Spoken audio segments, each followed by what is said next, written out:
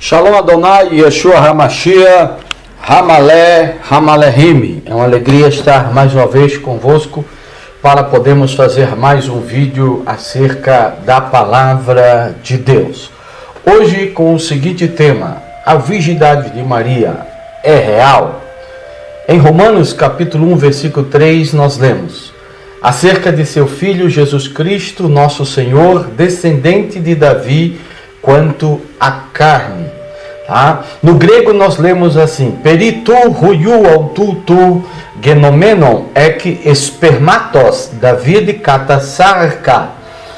Quando o pastor Gerson, uns tempos atrás, fez um vídeo e eu fui bem explícito nesse vídeo, muitas pessoas se escandalizaram quando eu disse que Jesus, para ser o Messias, ele teria que vir do esperma, ou seja, da semente, tá, de José. Senão, ele não seria segundo a carne, segundo um homem físico normal, da descendência de Davi, para que ele fosse o Mashiach. Muitas pessoas se escandalizaram e essa foi uma das pontes de acesso que me fez me desligar do sistema religioso. Porque tem pessoas que pensam que são mais santos do que as próprias escrituras, são mais santos do que a Bíblia que carregam debaixo do seu braço. Porque aqui nós vemos que em grego a palavra é espermatos. Isso quer dizer semente, isso quer dizer descendência. A descendência se passa pela copulação, ou seja, pela relação sexual entre um homem e uma mulher, e através disso o seu sêmen ele vai passar a sua descendência para frente. Mas as pessoas não querem acreditar no que é real, no que é verdadeiro. Eles preferem acreditar em mitologias. Por isso eu me desliguei do sistema religioso para poder pregar a vocês a verdade dentro dos contextos. Nós temos também ainda uma palavra, querido, que está em hebraico, que nós vamos ler também, de Romanos, capítulo 1, verso 3, que diz acerca do seu filho que nasceu, ele, da semente, ou descendência de Davi, segundo a carne. Aldevar benor asher misera David lefi rabassar. Isso significa zerar. Aqui, querido, tem o mesmo sentido de semente, de espermatos, que foi traduzido pelo grego. O grego também traduz espermatos dentro de um contexto de agricultura. E muitas vezes, para muitas pessoas, quando foi questionado dentro do antigo sistema, eles vieram com a seguinte resposta: que eu deveria, em primeiro lugar, interpretar esse versículo espiritualmente. A Bíblia já é espiritual, não precisa de interpretá-la espiritualmente. Ela se interpreta por si só. E segundo, colocaram que esta semente também é usada no contexto agrícola, né? Lá no contexto de semear da carne e semear do espírito, lá no apóstolo Paulo, capítulo de número 5 de Gálatas, versículo 17 em diante. Mas lá está num contexto de uma figura de linguagem de agricultura. Aqui o contexto é descendência. Aqui está falando que Jesus seria da descendência de Davi e segundo a carne, segundo a palavra sarca, que quer dizer carne em grego, tá? Que significa um ser humano físico e não, querido, o imaginário, né? o mitológico, o transvestido, né? Cristo que foi criado em cima, querido, da força da necessidade do sincretismo, para que pudesse se moldar aos costumes pagãos da época. Tá? Vamos para frente. Na profecia de Isaías, quando nós fizemos uma análise sobre a virgindade de Maria, caso ela era, tem que partir da narrativa segundo escreveu Isaías 7,14, pois é daqui que sai a referência da construção mitológica, da construção fantasiosa de Mateus capítulo 1, verso 23, e também da suposta a colocação do médico Lucas 1:27. Ou seja, não pode interpretar e acreditar nos registros de Mateus e Lucas sem antes, querido, nós entendemos que o relato e as narrativas de Isaías 7:14, ela possui um contexto. E esse contexto ele é paralelo. E a prerrogativa deve ser dada ao texto mais antigo. Ou seja, nós temos que pegar a fonte que Mateus está dizendo, que ele obteve a informação para passar para nós. No caso, a narrativa de Isaías, e não a de Mateus e Lucas, como ambos, Mateus e Lucas, fazem menção em suas narrativas de Isaías 7:14, então deve haver uma interpretação a partir de Isaías capítulo 7 e o verso de número 14. Vamos ver ainda o que diz Isaías 7:14. Vamos ler primeiro numa tradução hebraica. Lahem iten Adonai hu lahem ot hine ha'alma hara vayoledet ben vekarat shemor Emanuel. Tradução: portanto, ele dará, o Senhor, ele para vós sinal. Portanto, ele dará, o Senhor, ele para vós sinal. Eis que a jovem moça, donzela, grávida, dada um filho, e dele por o nome Emanuel. Paráfrase: portanto, ele, o Senhor, vos dará para vós um sinal. Eis que a jovem grávida, dada um filho, e deu-lhes por sobrenome Emanuel. Conceito teológico: ao analisar alguns vocábulos hebraicos, terão seríssimos problemas contextuais. Nós vamos ter vários problemas sérios, problemas contextuais. Vejamos, o vocábulo hebraico ha'alma tem significado de a jovem, segundo as versões correntes em português, que é Almeida Revista Atualizada, Almeida Revista Corrigida e Almeida Corrigida Fiel. E estão totalmente equivocadas essas versões, pois o vocábulo hebraico descrito acima significa a jovem e não a virgem. Como o artigo, isso demonstra uma realidade, uma pessoa existente na época do profeta, e não necessariamente uma virgem, ou seja, esse vocábulo é atestado em outras passagens, o qual não conota virgindade, por mais que as traduções esteja a palavra virgem. Vejamos. Vocábulo hebraico, hará. Hará tem o significado de grávida ou conceber.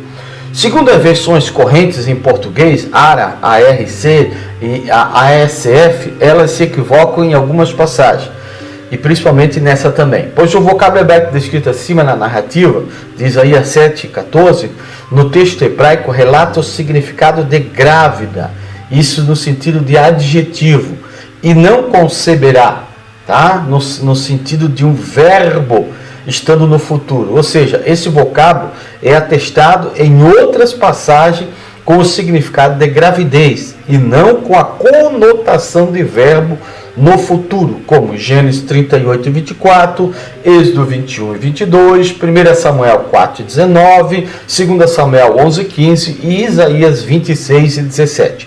O vocábulo hebraico acima descrito, ao ser utilizado como verbo, não relata seu uso no futuro, e sim no passado.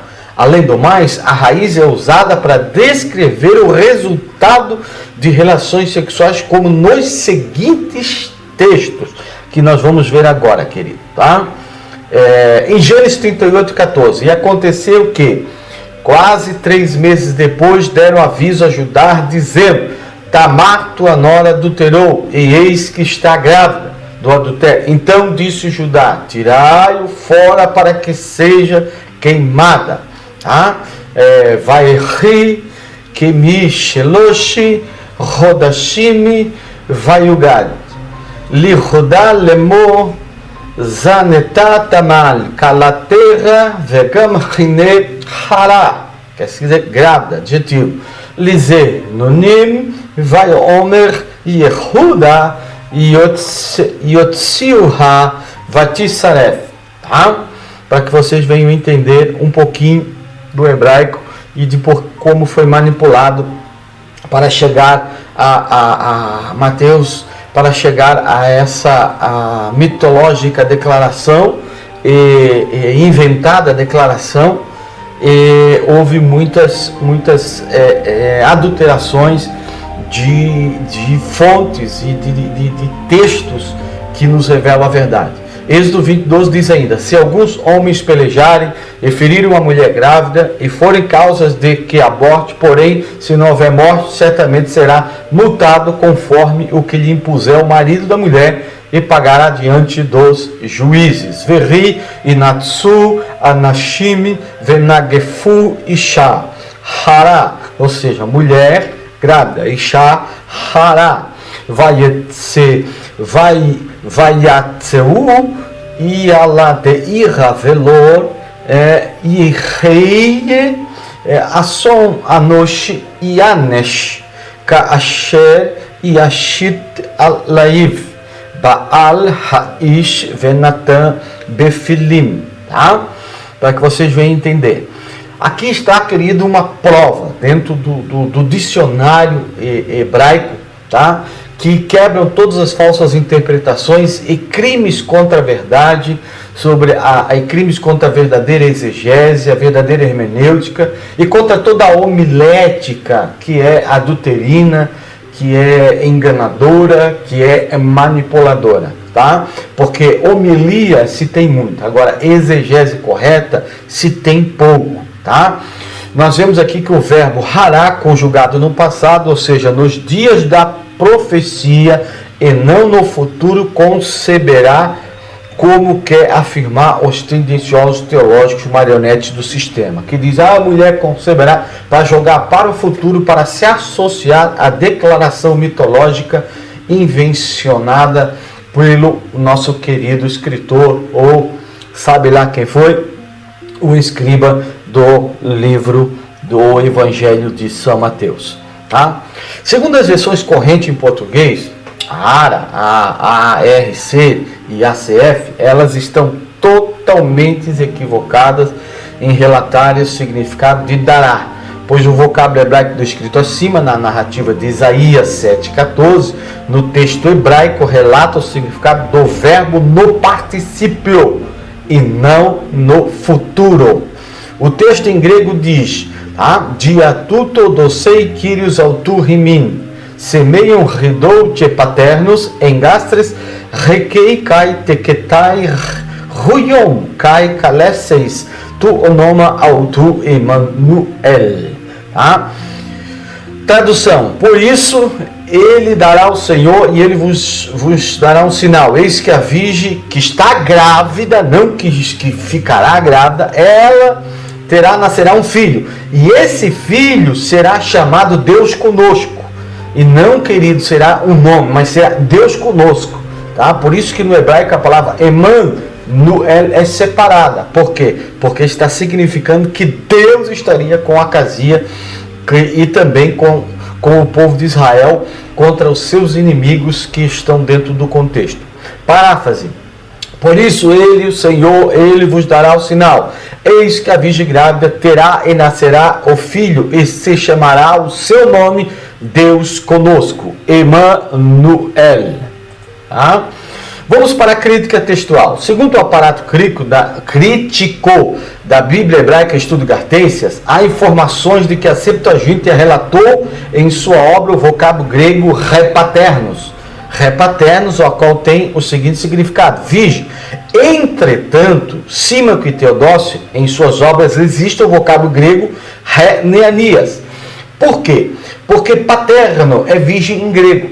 Só que foi um erro de tradução, porque alma em hebraico não significa virgem, significa uma moça que estava grávida, que era uma das esposas do rei Acaz, e qual ficou grávida e deu um filho a ele, que se chamou Ezequias. E Ezequias foi um dos reis que teve o seu nome, ou seja, títulos que eram títulos que seriam ao nível de Machia, porque muitos pensavam que Ezequias seria o Machia de Israel. Mas ele pisou na bola, então ele não se tornou o Machia de Israel. Mas levou os títulos: Deus forte, Conselheiro, Pai da Eternidade, Príncipe da Paz. Ele levou esses títulos, e não Jesus. Porque o contexto está falando de um personagem, de uma criança e de uma mulher grávida no contexto da época e nada para o futuro. Quem fez toda a interpretação errada foi o escritor de Mateus. E com isso criou pontes para a doutrina da virgindade de Maria, a mariolatria e assim por diante. Por quê? Por falta de ser sincero em suas colocações e em seus escritos, porque os seus escritos, sua caneta estava sob o poder do interesse secretista da época, tá? Quando nós fizemos, irmãos, dentre as fontes da Septuaginta, Áquila, Símaco e Teodócio, quem tem a probabilidade de estar certo? Qual o vocábulo correto para estar na narrativa? Virgem ou jovem? Com certeza jovem, porque existe no hebraico 32 passagens onde que a palavra virgem é betulá, inclusive em Isaías. E não é estranho, somente em 7:14, para se associar a Mateus, é que Alma se torna virgem. Se em toda a Bíblia hebraica nós vemos os escritores, sempre que vão se dirigir à palavra virgem, eles colocam betulá, inclusive o escritor de Isaías. Isso é o quê? Isso é, querido, muitas vezes tentativa de nos lograr através de interpretações adulterinas das verdades que estão registradas na Bíblia, que você carrega debaixo do braço e que você precisa do ícone para que abra sua mente e você entenda a verdade de Deus, tá bom? Já o trabalho na versão para grego de Áquila demonstra ser rigoroso e muito diferenciado da Septuaginta, pois sua versão é extremamente literal em comparação com todas as existentes de sua época, tanto que não obedece às regras gramaticais mais elementares da língua grega. Símaco, na sua versão, foi feita com base em um texto hebraico, mantendo fidelidade ao seu original, mas com boa composição em grego, sendo sua versão elegante, inteligível e a ausência de hebraísmo. Vamos ver mais uma crítica textual. Teodócio, segundo os estudiosos, sua versão foi apenas uma revisão da Septuaginta seguindo os textos hebraicos. Dentre as fontes da Septuaginta, Áquila e Símaco e Teodócio, a probabilidade de ser fiel são os trabalhos de Áquila, Símaco e Teodócio, por respeitarem sua fonte original, e também por Teodócio ter feito uma revisão da Septuaginta e ter utilizado para jovem e não a palavra virgem, ou seja, se entende que ao fazer a revisão, a palavra que estava era a jovem, ou seja, que estava realmente, quando ele fez a revisão dentro do hebraico, a palavra alma, a jovem, alma, a jovem, tá bom? Para que você que não entende um pouquinho possa entender e abrir sua mente. Este vocábulo hebraico específico para a palavra virgindade, em relação ao vocábulo hebraico alma, o que significa betular, no sentido hebraico, a palavra virgem, cujo vocábulo é atestado mais de 10 vezes na Bíblia hebraica, ou seja, tem até 32 vezes, mas aqui nós vamos colocar 10 vezes. Então todas as referências estão aí, é só você parar o vídeo, você olhar as referências, tá? E fica esta pergunta: qual a razão desse vocábulo tão específico para a virgindade não está na narrativa de Isaías 7,14, se em todo o livro de Isaías depois está a palavra betular para a virgem? Você não consegue enxergar um pouquinho de tendenciosidade? Um pouquinho de manha? Um pouquinho de tendenciosidade adulterina das Escrituras para se adaptar a certos interesses eclesiásticos da época que vivia os nossos pais da igreja? Pare para pensar um pouquinho. tá? E que Deus possa te abençoar e que você não venha se escandalizar quando eu digo que José, ele tem que ser do espermatos, tá? Da semente de Davi, né? Da raiz de Jessé. Se ele não for, então ele não é o Mashiach. Shalom Adonai, que Deus possa abençoar a todos.